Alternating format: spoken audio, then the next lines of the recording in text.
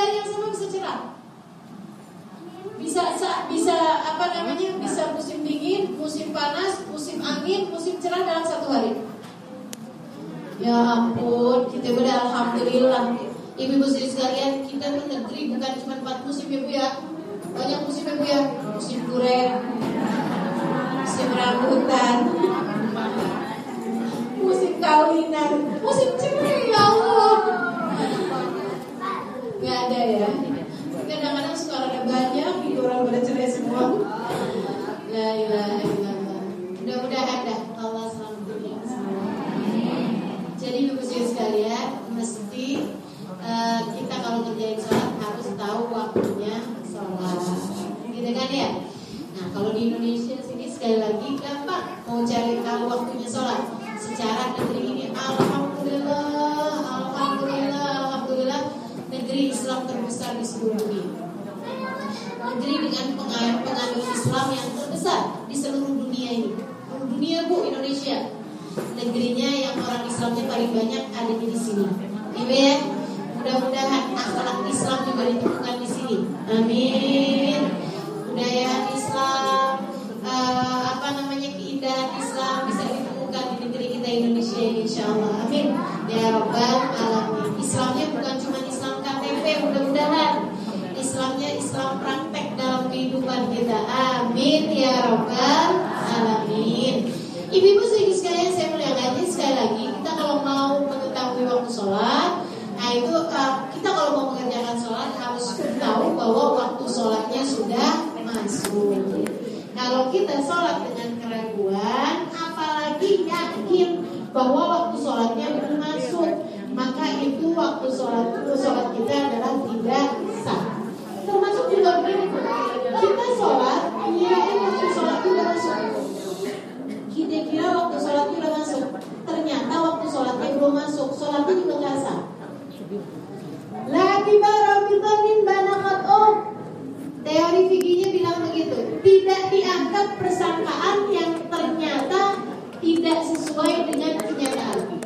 Nggak dianggap persangkaan dugaan yang tidak sesuai dengan kenyataan. Ibu sekalian, ibu nih ceritanya malam ceritanya tidur. Habis itu bangun ngelihat jam 5 pagi. Lihat jam 5. Jadi ibu kirain kan jam 5 pagi tuh. Ibu pun buru-buru gitu ya Bu ya. Waduh, buru tahajud. Kita buru-buru sholat, kita buru-buru wudu sholat. Habis selesai sholat, kita rada baring-baringan kok masih ngantuk. Kayak pas ngeliatin jam, kagak bergerak. Ternyata jamnya mati. Dari sore kemarin kan kayaknya jam 5. Ya Bu ya. Pas kita lihat cek di jam yang lain masih baru jam 3 pagi. Misalnya, ibu sholat subuhnya tadi sah apa kagak? Gak sah. Walaupun ibu yakin bahwa asalnya tadi waktu kerjain sholatnya udah sah, udah masuk waktu subuh. Ibu yakin kan udah jam 5 kan gitu ya Bu ya. Kalau ternyata pada faktanya masih baru jam 3, yang artinya waktu sholat belum masuk, maka ibu sholatnya tidak sah. Sebab la'tibara bidhannin banakhatuhu, tidak dianggap persangkaan yang ternyata tidak sesuai dengan fakta, tidak sesuai dengan kenyataan. Seperti itu. Jadi syarat pertama dari sahnya sholat kita adalah mengetahui dan yakin bahwa waktu sholat sudah masuk. Gimana caranya kita tahu waktu sholat sudah masuk? 1, dengan keyakinan.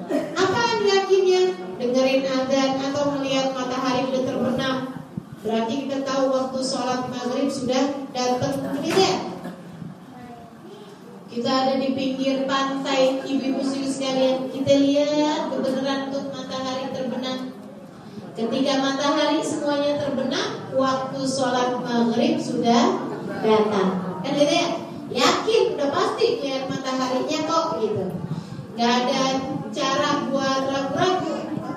Belum tentu maghrib udah datang. Gimana ceritanya? Belum tentu udah melihat matahari terbenam. Itu namanya keyakinan. Ibu-ibu sekalian, waktunya Isya kita ketahui dengan hilangnya mega merah di langit. Kalau udah kan Bu barengan sama matahari tenggelam kan langitnya merah tuh Ibu ya. Nah si langit merah ini ibu-ibu sekalian, langit merah ini Bu, ini adalah merupakan pertanda bahwa mataharinya masih dekat jaraknya dari bumi tempat kita berada. Ketika kemudian pega merahnya tambah masuk sampai hilang, gelap semuanya, itu biasanya terjadi sekitar 1 jam 10 menit dari adzan maghrib biasanya ya. 1 jam 10 menit dari adzan maghrib, itu hilanglah kemudian mega merahnya tersebut, maka masuklah waktu isya. Dari tenggelam matahari sekitar 1 jam 10 menit biasanya hilang, habis mega merahnya. Pada saat itulah masuk waktu isya. Nah, waktu isya ini ibu-ibu sekalian panjang banget. Nanti waktu isyanya habis dengan terbitnya fajar. Ibu-ibu sekalian, semburan fajar yang menyingsing di langit kita, sehingga dengan fajar tersebut kita jadi bisa kelihatan gitu. Yang asalnya langit itu hitam, kemudian jadi rada-rada kebiruan, rada mulai terang ya. Nah, karena ada fajar yang menyingsing, ibu warna langit jadi kebiruan. Nah, pada saat tersebut masuklah waktu subuh. Ibu-ibu sekalian, saya melihatkan, nah subuh ini habis waktunya dengan terbitnya matahari walaupun sedikit. Asal udah matahari terbit sedikit aja dari atasnya bumi kita ini udah kelihatan ada matahari terbitnya tuh Bu. Kayak di gambarnya anak-anak SD, ibu ya. Nah itu ada matahari mulai terbit tuh. Nah itu ibu-ibu sekalian, keluarlah waktu sholat subuh dan masuklah waktu duha dengan naiknya matahari di jarak sekitar 1 tombak.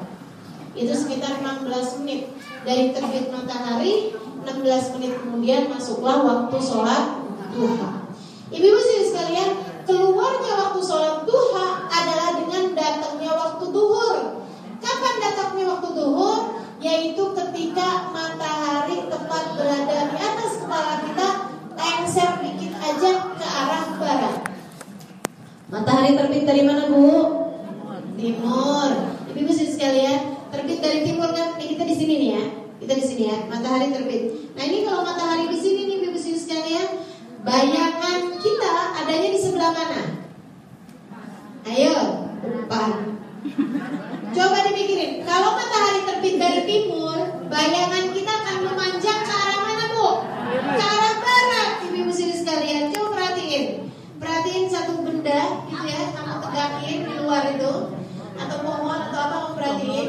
Itu kalau mataharinya terbit di tentu aja matahari kan terbit dari timur ibu ya. Kalau matahari masih di timur, itu bayangan kita adanya kan di sebelah barat, kan cahaya kan begitu tuh.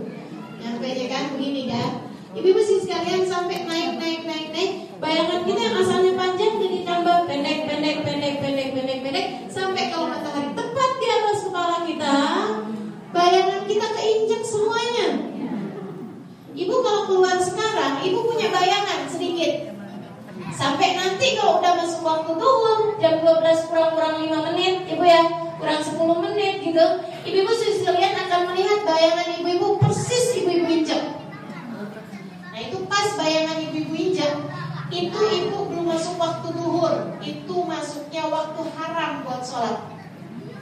Waktu yang diharamkan buat sholat, namanya waktu istiwa. Waktu dimana bayangan satu benda menjadi tidak ada, hilang bendanya, semua bayangannya diinjak, namanya waktu istiwa. Nah kalau kemudian matahari udah lengser sedikit ke arah timur, ibu ya, kita sudah akan punya bayangan sedikit ke arah. Kalau sudah kita punya, kalau kita sudah punya bayangan lengser ke arah, kalau matahari kita sudah bergerak sedikit ke arah barat, kita sudah akan punya bayangan ke arah timur. Ibu-ibu sekalian, ketika kamu sudah punya bayangan di arah timur sedikit, walaupun cuma berapa senti bayangan tersebut, maka sudah masuklah waktu sholat duhur. Sampai kapan waktu sholat duhur itu berakhir? Ketika bayangan suatu benda sama panjang dengan bayangan benda itu sendiri, sama benda itu sendiri. Jadi kalau bayangannya handphone saya sudah sama panjangnya sama handphone saya ke arah terbit matahari, yaitu ke arah timur, ibu-ibu sekalian, berarti itu mataharinya sudah bergerak menuju waktu sholat asar. Sampai kapan habisnya waktu sholat asar? Sampai terbenam seluruh matahari. Habislah waktu sholat asar, masuklah waktu sholat maghrib.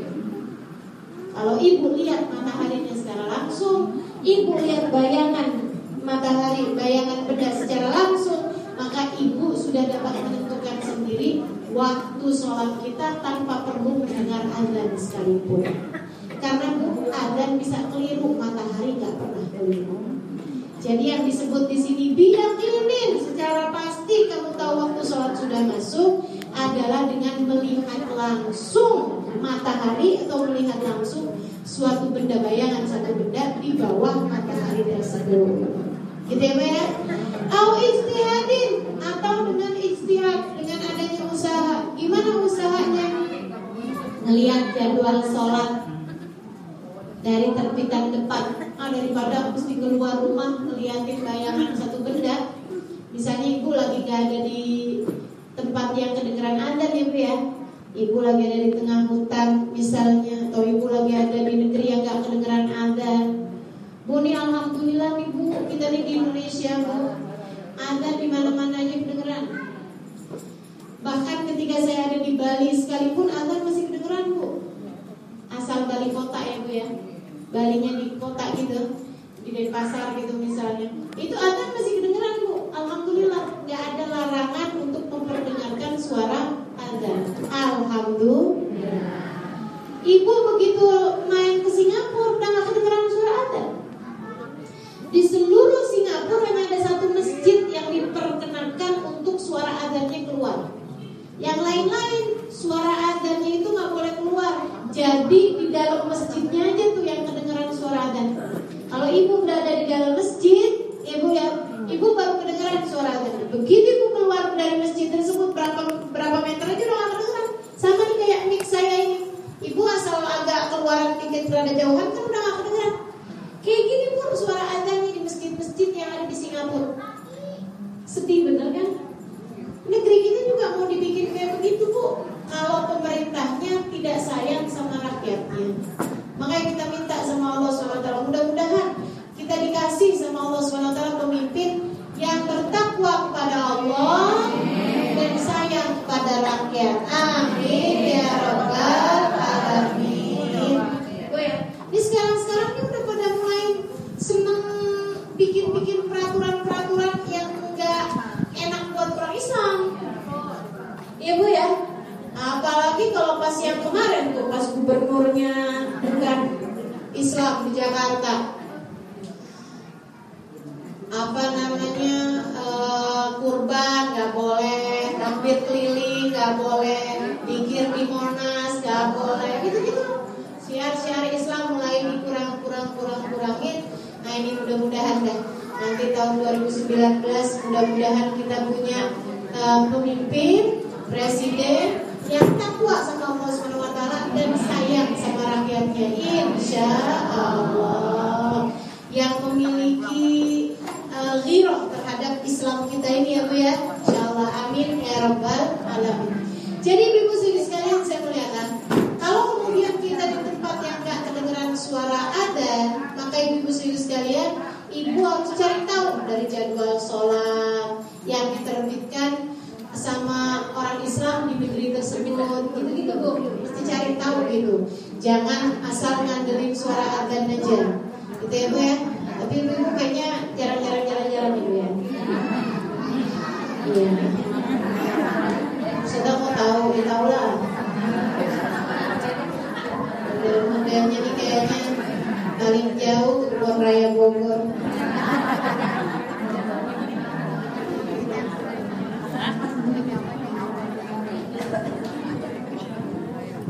Jadi ibu sekalian, saya melihatkan seperti itu ya Bu ya. Kalau ibu berada di tempat yang nggak ada suara adzan, ibu harus cari tahu. Kemudian Bu, ijtihadin, dengan ijtihad itu usaha untuk cari tahu jadwal sholat dan lain sebagainya. Atau dengan kuatnya persangkaan, melihat jam atau nanya sama orang atau apa gitu yang membuat kita punya persangkaan kalau memang waktu sholat sudah masuk. Fa'insan lama asyaki, kalau sholat kita berbarengan dengan adanya keraguan dan tasihah sholatnya tidak sah. Kemudian syarat yang berikutnya dari syaratnya sholat adalah ma'rifatul qiblah, mengetahui arahnya kiblat. Ibu tahu arahnya kiblatnya di mana? Enggak bisa main tebak-tebakan. Pergi nih jalan gitu ya ke Bandung, jauh-jauh saya tahu ke Jogja atau mana. Ibu nginep di hotel, kagak ada ceritanya ibu lihat-lihat tanda kiblat, nggak ada, ibu ya. Nah itu ibu nggak boleh asal kira-kira. Ibu nggak boleh asal kira-kira. Ibu kalau main kira-kira sholat ibu nggak sah. Nanti begitu ibu tahu bahwa arah kiblatnya salah, ibu harus kodok lagi sholatnya. Jadi gimana caranya biar kita bisa sholat dengan benar walaupun gak ada arah kiblat itu?